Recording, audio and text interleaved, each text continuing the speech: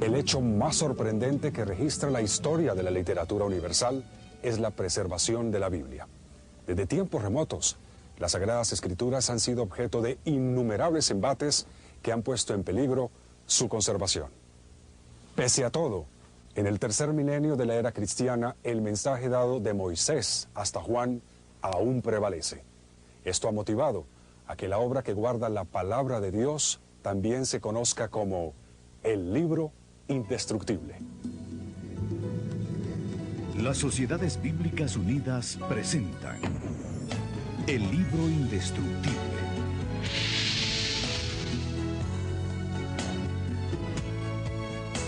El propósito de Dios ha sido siempre mantener una comunicación clara y directa con su pueblo.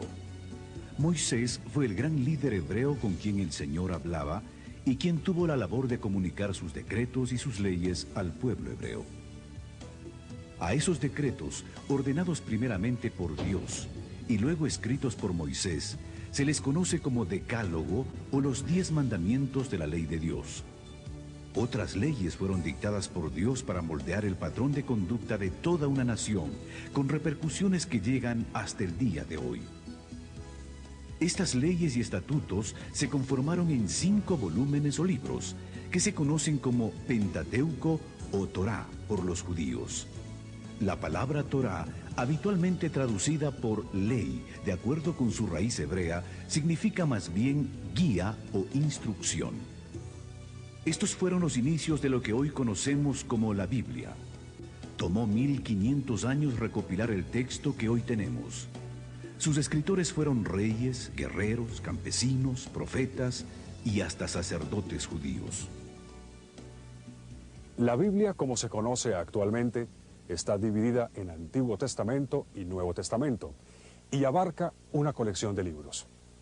El Antiguo Testamento es propiamente las escrituras hebreas. Los judíos religiosos las continúan usando como base para su teología y su guía de vida. Originalmente la Biblia fue escrita en forma continua, sin divisiones de palabras y sin signos de puntuación. El hebreo y el arameo se escribían de derecha a izquierda, y desde la antigüedad estos textos fueron blanco de destrucción. Uno de los primeros intentos por destruir los escritos sagrados ocurrió alrededor del año 587 a.C., cuando los babilonios desolaron la Tierra Santa. En esa ocasión quemaron todo el material que encontraron y cada pared del templo de Jerusalén. El pueblo judío fue llevado en cautiverio a Babilonia y permaneció allí por espacio de 70 años. Probablemente durante el cautiverio construyeron sinagogas. Estas eran pequeños lugares donde podían reunirse y educarse. En ellas experimentaron un gran avivamiento en la adoración y la renovación espiritual, al volver a leer los escritos sagrados. Pero se requería que hubiese copias de esos textos disponibles para cada una de las sinagogas. Esa necesidad trajo como consecuencia la creación de una institución, la de los escribas. Los escribas que copiaron los manuscritos hebreos fueron bastante serios y rígidos en la escritura de los pergaminos. No solamente eligieron las plumas, eligieron con cuidado la tinta, sino también las pieles sobre las que se iban a copiar los diferentes manuscritos. Su cuidado fue tan extremo que cada vez que se cometía un error, los contaban, porque al tercero toda la piel y todo el trabajo tenía que volver a iniciarse de nuevo. Cada vez que se escribía el nombre sagrado de Dios, se cambiaban plumas y tinta para volver a empezar de nuevo, porque era tanto su cuidado de mantener limpio y santo el trabajo, que hasta en esos detalles ellos cuidaron bastante.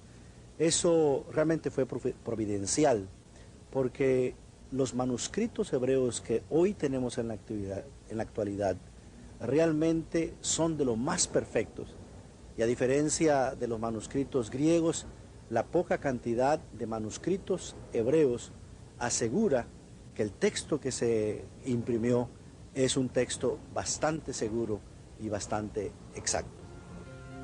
En la época del gran conquistador griego Alejandro Magno, se fundó en Egipto la Biblioteca de Alejandría. Alejandro pidió al rey Ptolomeo que ordenara una versión en griego de la Biblia. El gran sacerdote de Jerusalén, Eleazar, accedió a proveer 6 sacerdotes por cada tribu de Israel, para conformar así los 70 hombres que irían a Alejandría a realizar el trabajo de traducción. Al resultado de esa labor se le conoció como la versión griega llamada de los 70 o Septuaginta. El Imperio Romano conquistó el mundo y Jerusalén no fue la excepción. Durante ese dominio surgió la personalidad que cambiaría la historia humana para siempre: Jesús de Nazaret. En los primeros 4 libros del Nuevo Testamento se encuentra el testimonio de la vida y los hechos de Jesús. Inicialmente los evangelios correspondieron a una tradición oral, pero después de la muerte y resurrección de Jesús, muchos detalles empezaron a perderse. Por eso se hizo necesario escribir estos acontecimientos para evitar toda confusión. Este fue el propósito de Lucas, el médico amado, a quien se le atribuye haber escrito el Evangelio de Lucas y los Hechos de los Apóstoles. La propagación del Evangelio por medio de las prédicas de Pablo hizo que la Biblia llegara también a costas extranjeras y en griego, que era el idioma más extendido en la época, expandiéndose por el Asia Menor, y gracias al tráfico comercial entre Jerusalén y Roma, el cristianismo llegó a Europa. Miles de cristianos fueron quemados en hogueras o lanzados a los leones. Los cristianos se refugiaban en las catacumbas de Roma para escapar de la persecución al movimiento. Después de la ascensión de Jesús, los hechos de su vida y sus preceptos se hacían en forma oral, pero a medida que los testigos presenciales de Jesús iban muriendo, se perdía con ellos todo un tesoro de acontecimientos, imposibles de reconstruir, a menos que fuesen puestos por escrito. De esta manera, los evangelios surgen como una necesidad de quienes se habían constituido en seguidores de Jesús para mantener presentes sus obras y sus enseñanzas. Dios obra de manera misteriosa para preservar su palabra en cualquier época de la historia humana. El primer siglo se caracterizó por el establecimiento de un movimiento cuya persecución fue encabezada por un celoso de la ley llamado Saulo. Después de una milagrosa conversión, ese perseguidor de la iglesia llegó a ser el autor de más de la mitad del Nuevo Testamento. También fue el responsable de la expansión del Evangelio por Asia Menor. Los años que siguieron a la ascensión de Jesús vieron el surgimiento de la iglesia y la expansión del cristianismo. Primero en Jerusalén y Judea, después al resto de Palestina, incluyendo Samaria, y se extendió hasta el resto de lo que hoy se conoce con el nombre de Asia Menor. El personaje más importante en la expansión del cristianismo en esta parte del mundo fue el apóstol Pablo. No solamente proclamó el evangelio de manera oral, estableciendo iglesias, sino que para asegurar la continuidad de las comunidades y su educación, escribió cartas que llegaron a ser parte de lo que hoy se conoce con el Nuevo Testamento. Pero no solo Pablo escribió cartas, hay otros autores que escribieron una carta o que escribieron otras cartas, y ese conjunto se conoce con el nombre de cartas universales. Pero también tenemos escritos como Apocalipsis, que forma parte de lo que se conoce con el nombre de literatura juanina y tiene que ver con el apóstol Juan, que fue uno de los seguidores de Jesús. La persecución de los cristianos en Roma fue basada en que este movimiento atentaba contra el emperador y que este grupo solo reconocía la autoridad de Jesús. La literatura usada por los cristianos era igualmente considerada subversiva. Para el año 150, los cristianos se encontraban ya no solo en Roma, sino tan lejos como al norte de Inglaterra, a pesar de que el Imperio Romano había hecho todo lo posible para parar el crecimiento del movimiento. Cada día se unían nuevos partidarios.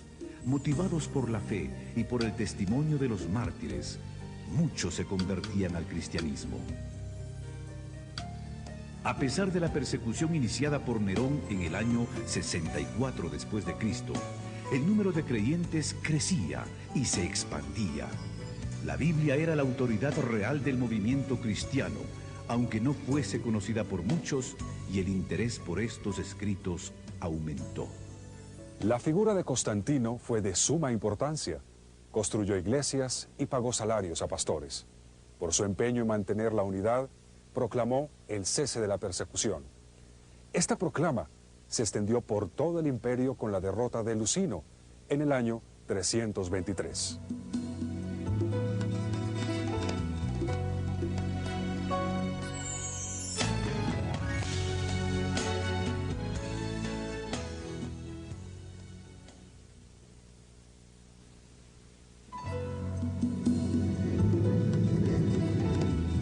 La canonización de los textos bíblicos implicó un proceso lento y de varias etapas. La palabra canon, con referencia a la Biblia, fue empleada por primera vez hacia el 360 después de Cristo. 7 años después, este patriarca de Alejandría hizo la primera lista de los 27 libros del Nuevo Testamento. Las Sociedades Bíblicas Unidas presentan el libro indestructible.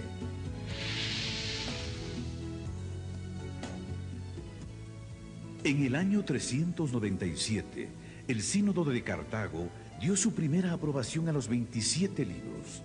Con esto se reafirmaba la autoridad del Nuevo Testamento. Para el año 400, el latín se había convertido en una lengua importante para comunicar enseñanzas religiosas, por lo que se necesitaba una traducción confiable de las Escrituras. Jerónimo se mudó a Belén y se dedicó a traducir las Escrituras al latín. En el año 405 completó su misión. Su trabajo es conocido como la Vulgata, o Biblia de lenguaje común.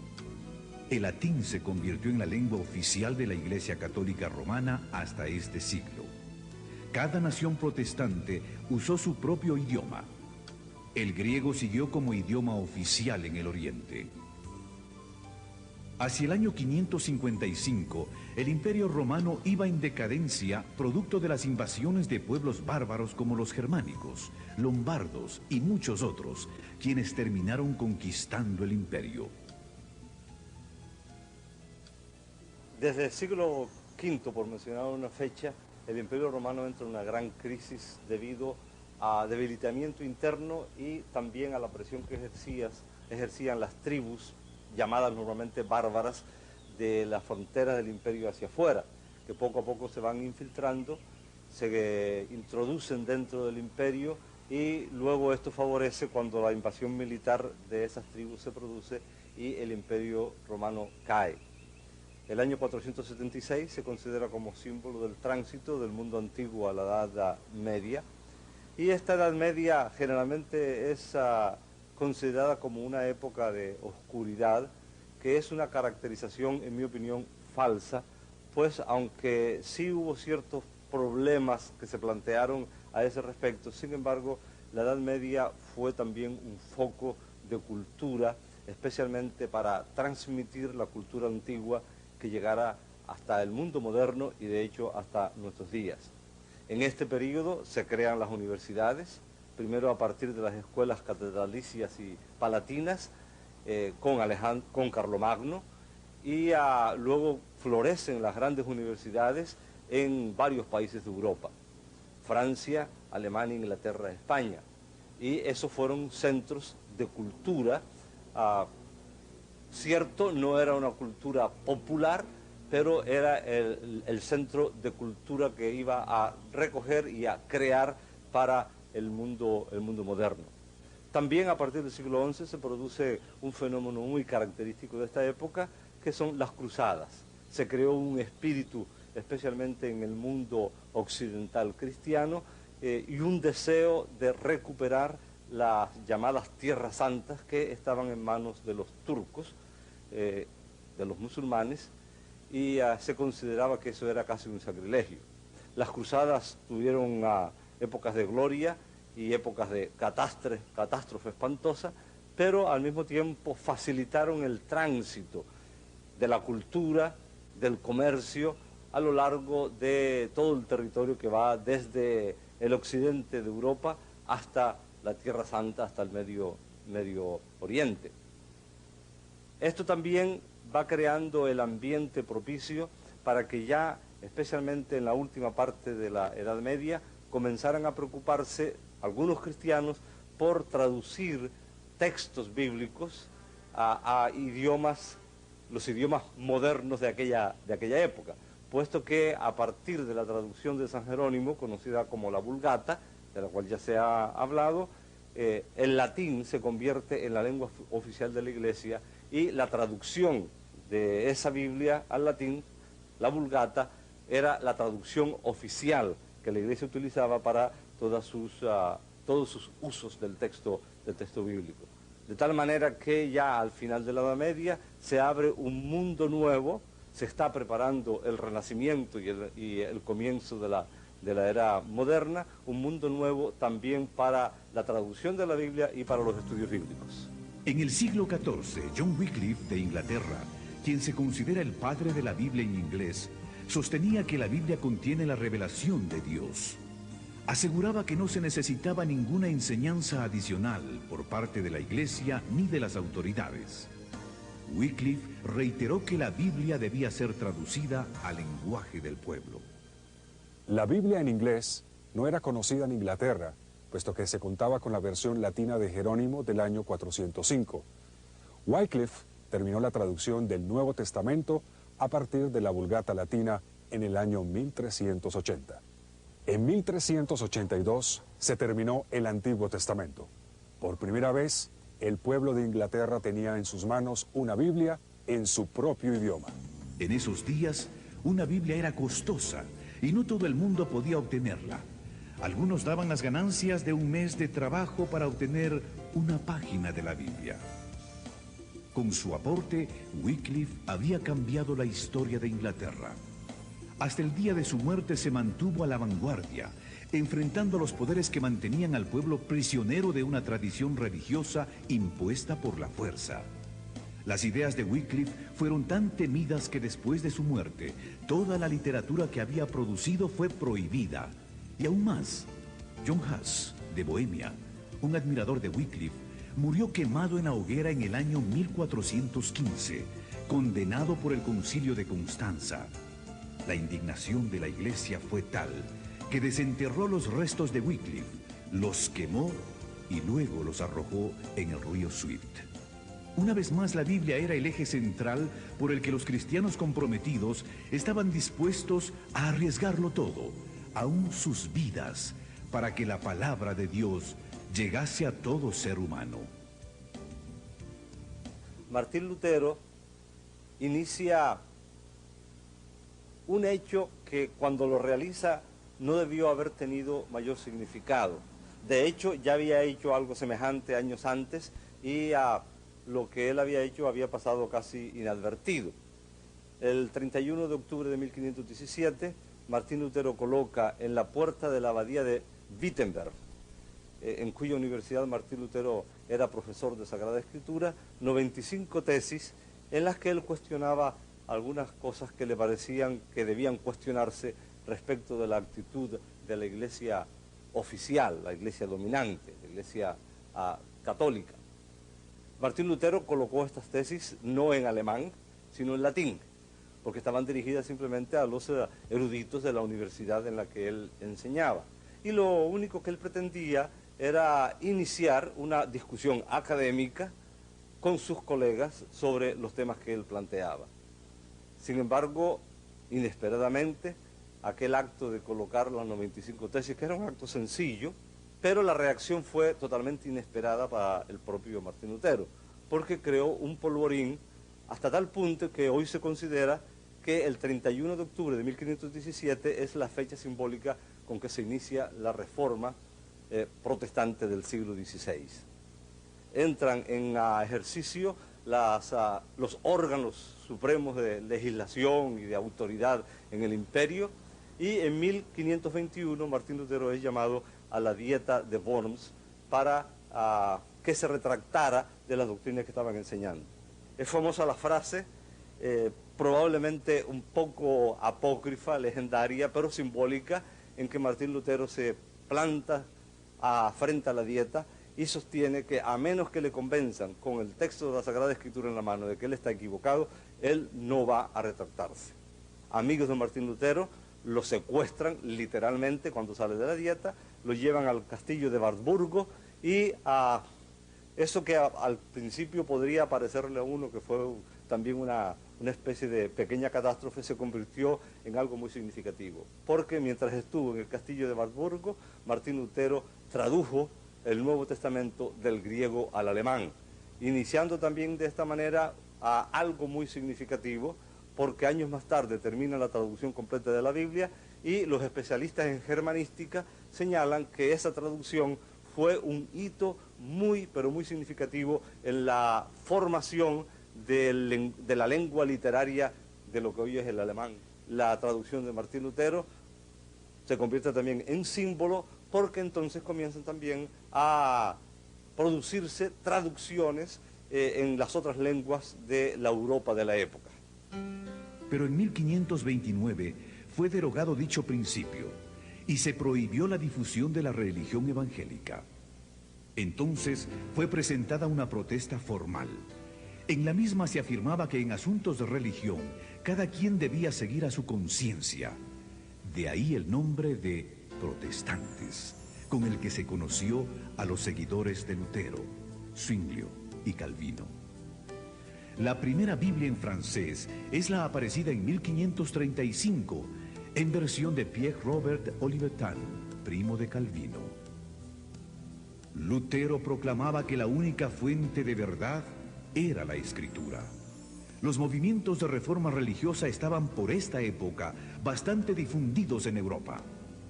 Se contaba con Erasmo de Rotterdam, John Colet en Inglaterra, Jacques Lefebvre en Francia, Francisco Jiménez de Cisneros en España, Juan Valdés en Nápoles. También apoyaban a Lutero los nacionalistas alemanes liderados por Ulrico von Hutten. En la Inglaterra de 1519 se destacó un joven estudioso en la Universidad de Cambridge, William Tyndale. El joven entendió que si el Nuevo Testamento tenía tanto efecto en los intelectuales de Cambridge, la palabra de Dios haría mucho más en los campesinos. A partir de esta conclusión, Tyndale empezó su misión de traducir la Biblia en inglés, teniendo en mente a la gente común. Tyndale tuvo que salir de Inglaterra para poder hacer su trabajo de traducción, porque en este país había prohibiciones de usar una Biblia que no fuera en latín. En 1524 viajó a Hamburgo para finalizar su traducción del Nuevo Testamento. Al igual que Lutero, Tyndale utilizó para su labor los textos griegos de Erasmo y la Vulgata latina, así como las traducciones hechas por Lutero al alemán. En diciembre de 1525, Tyndale imprimió el Nuevo Testamento e hizo los arreglos para introducirlo en Inglaterra de manera clandestina en sacos de harina. La llegada de la literatura en inglés fomentó el descontento oficial. Los problemas en la distribución empezaron cuando los Nuevos Testamentos tuvieron que ser introducidos en Inglaterra, usando diferentes vías como marinos mercantes y hombres de negocios. Las autoridades inglesas estaban activas. Arrestaban a todo aquel que encontraban con un ejemplar. La expectativa de poder leer la Biblia en inglés fue tan grande que la gente se arriesgaba a pesar de las amenazas. Cada libro de Tyndale que las autoridades encontraban era quemado. El obispo y el cardenal de Londres quemaron 158 cajas del Nuevo Testamento de Tyndale. Pero mientras en Inglaterra lo quemaban, cientos de ejemplares eran impresos en Alemania. Por espacio de 10 años, la destrucción sistemática del libro continuó en Inglaterra, y los difusores eran puestos en prisión o quemados en la hoguera. A pesar de que las autoridades hacían esfuerzos por parar el trabajo de Tyndale, este lo continuó desplegando fervientemente. Tyndale fue traicionado, arrestado y puesto en prisión en Bélgica por año y medio. Luego fue enviado a la hoguera. Otro hombre, Miles Coverdale, terminó el trabajo de traducción de la Biblia basado en el trabajo de Tyndale. Esta Biblia salió de la imprenta en 1535. 2 años más tarde, el rey de Inglaterra consintió en hacer uso de la Biblia en idioma inglés. La próxima medida fue que se colocara una Biblia grande en cada iglesia. En 1604 el rey James autorizó la traducción de la Biblia. Para lograrlo, juntaron a los 40 eruditos más destacados de Inglaterra, entre los que se encontraban los decanos de Cambridge y Oxford. Finalmente, este gran esfuerzo terminó siendo la Biblia de más distribución en el mundo de habla inglesa. La Biblia versión King James, que lleva el nombre en honor al rey. Definitivamente, este gran libro superó todo, los tiempos, las oposiciones, convirtiéndose en el libro indestructible.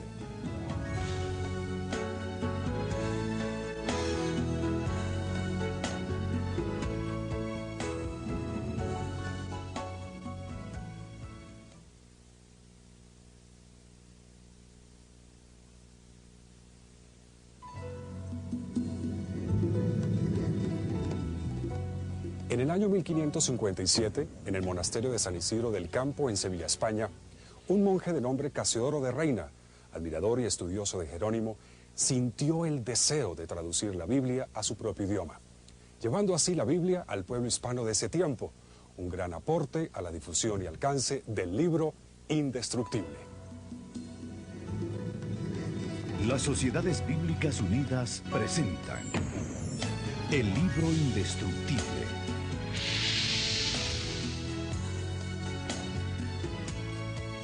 El primer intento de traducción de Casiodoro de Reina fue un salmo, el que luego llevó como regalo a una rica y piadosa mujer de nombre Isabel, muy devota de la fe cristiana. Ese fue el inicio. La gran pregunta era si podría hacer lo mismo que Jerónimo, traducir la Biblia completa. Hasta este momento se creía que el idioma para las cosas sagradas era el latín, y no se concebía la Biblia en una lengua romance como el castellano. Al enterarse Casiodoro que la Inquisición enjuiciaría a los monjes, huyó del monasterio. Tuvo que vivir en diferentes países acosado por sus enemigos, sentenciado a muerte, bajo acusaciones falsas y con penurias económicas. En 1572 la Inquisición lo enjuició en ausencia. Al ser hallado culpable, quemaron una efigie suya en señal de lo que le esperaba en caso de ser capturado.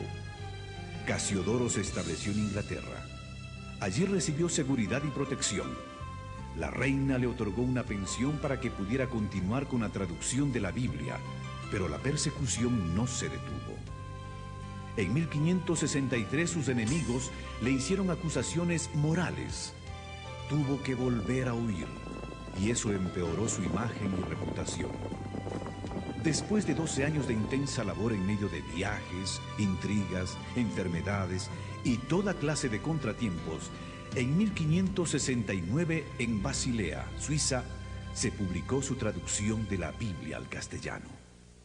Un compañero de Casiodoro de Reina en el monasterio de San Isidro del Campo, en Sevilla, en el sur de España, que también había huido de la península ibérica por temor de la persecución, inicia una labor de revisión del texto de don Casiodoro. En la presentación que hace al inicio de su obra don Cipriano de Valera, habla muy elogiosamente de la obra de Casiodoro de Reina, señala que ya es imposible conseguir ejemplares y decide hacer la revisión para ponerla al día porque había habido algunos cambios en cuanto al uso del idioma, sobre todo, y algunos principios que había seguido un Casiodoro de Reina que Cipriano consideraba que debía cambiar. En 1602, en Ámsterdam, se publica lo que a mí me gusta llamar la primera auténtica y original Reina Valera, es decir, la primera revisión que se hace del texto de Reina por don Cipriano de Valera. La revisión de Reina Valera ha sido el texto bíblico más usado por las iglesias evangélicas de habla castellana, tanto en España como en Hispanoamérica y en otras partes donde se usa nuestro idioma.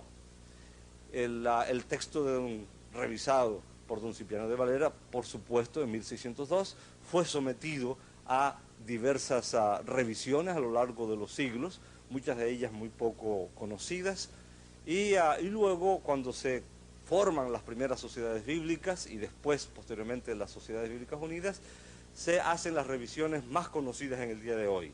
La de 1909, publicada por la Sociedad Bíblica Británica y Extranjera, es la Biblia con la que yo me eduqué en la fe. La de 1960, que es la de más amplio uso en la actualidad, y la de 1995, la última revisión hecha por Sociedades Bíblicas Unidas, que ha entrado en circulación entre el pueblo cristiano del mundo de habla hispana hace varios años.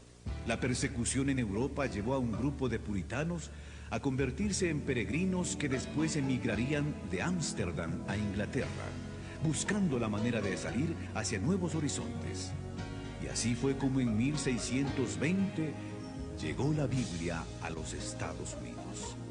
Los primeros 600 ejemplares de la Biblia en español, enviados por la Sociedad Bíblica Británica y Extranjera, llegaron a Buenos Aires y a Montevideo en 1806.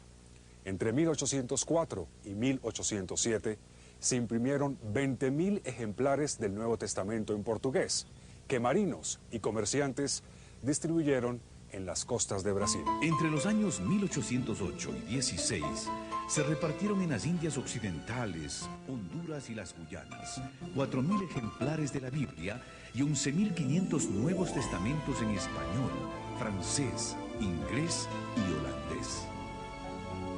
Comerciantes, viajeros y piadosos capitanes de barcos también diseminaron ejemplares del texto sagrado por las costas de América Latina.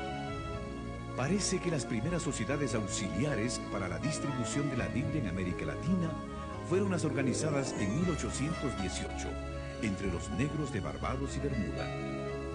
4 años antes de la liberación de los esclavos en el Caribe, se publicó una edición bilingüe del Nuevo Testamento en dialecto africano e inglés, que fue destinada a los misioneros moravos en Surinam.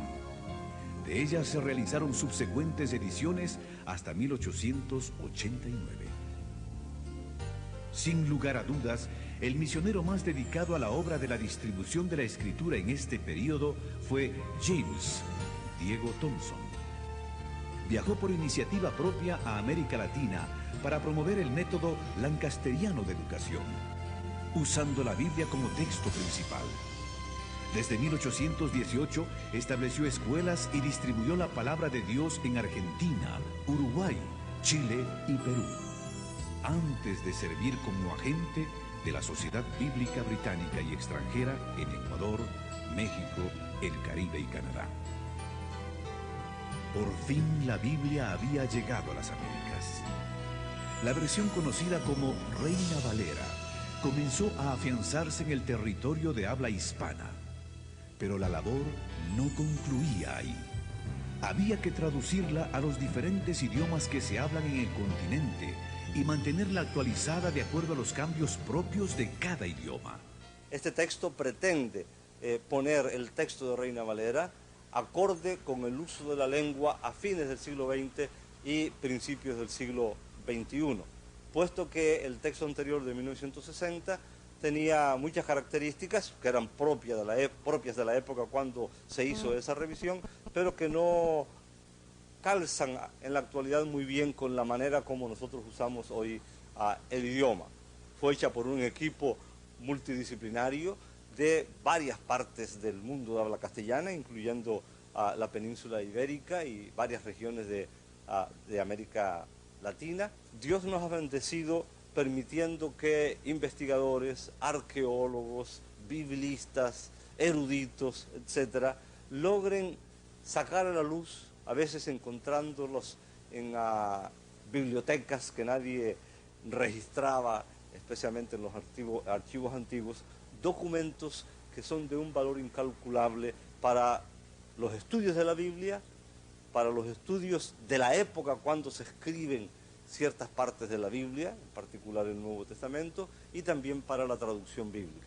Me refiero a los documentos de Qumran, que salen a la luz los primeros en 1947 y que poco a poco va revelando que no se trataba solamente de unos pocos documentos en una cueva allí en Qumran, cerca del Mar Muerto, sino que esparcidos en 11 cuevas distintas se encontraron muchas tinajas que contenían manuscritos bíblicos que permitieron a los permitieron y permiten a los especialistas conocer más de la época del Nuevo Testamento, de la época en que vivió a Jesucristo, porque se calcula que esos documentos corresponden a esa época, cuando fueron escritos, y que probablemente fueron escondidos allí para librarlos de los ataques romanos, que van a concluir con la destrucción del Templo de Jerusalén. Y tales documentos permiten, conocer más sobre la época y permiten algo de un valor incalculable para los especialistas de la Biblia y los traductores de la Biblia, porque permiten tener por fin a mano, especialmente documentos del Antiguo Testamento, textos del Antiguo Testamento. Probablemente el más conocido de todos ellos es el rollo de Isaías, que antecede en muchos siglos a los documentos más antiguos que se tenía hasta entonces del Antiguo Testamento. Los que han estudiado un poquito acerca de este tema, no me refiero específicamente a los documentos de Qumran, sino al tema general de la Biblia, pueden imaginarse el significado que puede tener a la mano un documento del Antiguo Testamento cuya copia más antigua es del siglo X de nuestra era, y de repente tener en la mano un documento de ese mismo texto bíblico que antecede en unos siglos a la era cristiana. Es tan obvio el significado de eso que casi tratar de explicarlo podría ser un insulto, porque cuanto más cerca estén los documentos de los escritos originales, que no han llegado hasta nosotros, por supuesto es de muchísimo más valor.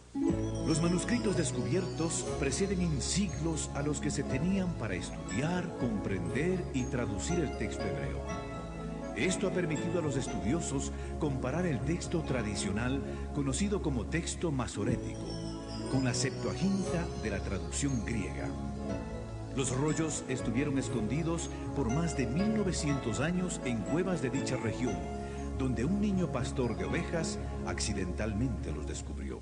Gracias a la investigación continua, a la tecnología contemporánea y al desarrollo de nuevas metodologías de estudios bíblicos, los creyentes del nuevo siglo están en una posición ventajosa para la comprensión del mensaje de las Escrituras. La expansión de las comunicaciones vía satélite, por computadoras, telefonía celular, el fax y la internet abre nuevas puertas para que la palabra de Dios llegue a cada rincón del planeta. La intención de Dios es que su palabra llegue a cada ser humano. Las Sociedades Bíblicas Unidas trabajan arduamente para que las Sagradas Escrituras estén disponibles en todo el mundo, en un lenguaje que la gente pueda entender, a un precio que puedan pagar y en el formato adecuado.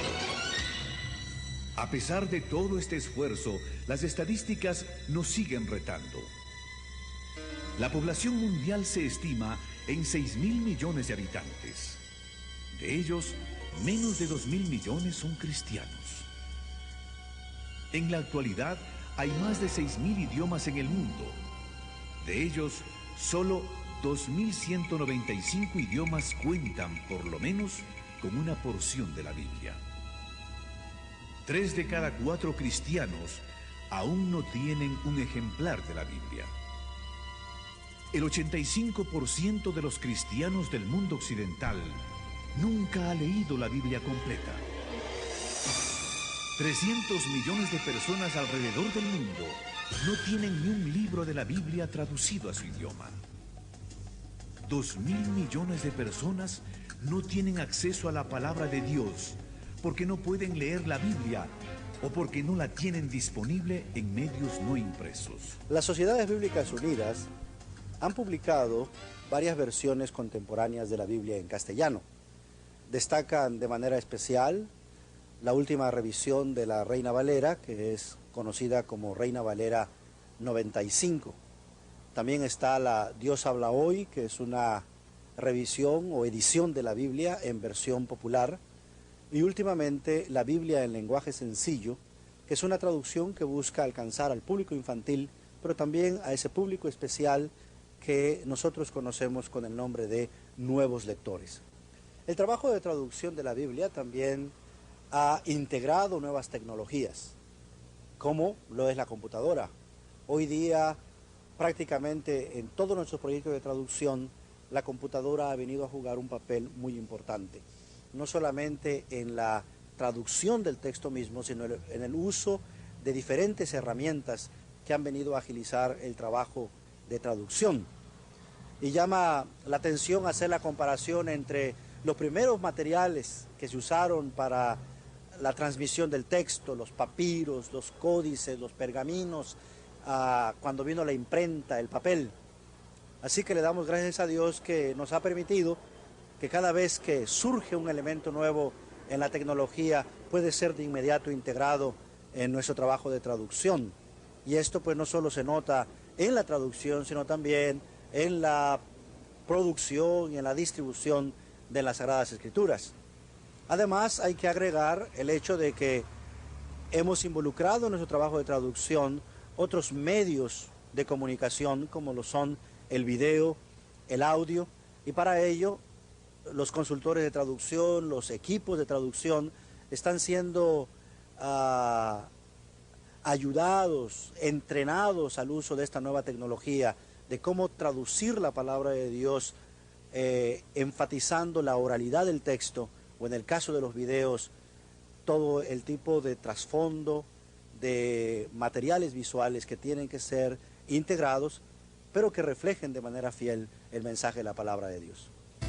En la era de la informática, ya contamos con una compubiblia, es decir, la Biblia en CD-ROM. Y para las generaciones más jóvenes, la Biblia está disponible en audio y en video. Para los invidentes o aquellas personas con problemas visuales, la Biblia está disponible en el sistema Braille de lectura. La historia de la Biblia nos presenta un libro que fue perseguido por sus enemigos y protegido por Dios. Porque su propósito es comunicar salvación a todas las generaciones. Gracias a todo el esfuerzo, la fe que una vez fue dada a los santos nos fue entregada en herencia. La palabra divina que la genera llegó hasta nosotros. Tertuliano, uno de los padres de la Iglesia en Occidente, declaró: la sangre de los mártires es la semilla de la Iglesia.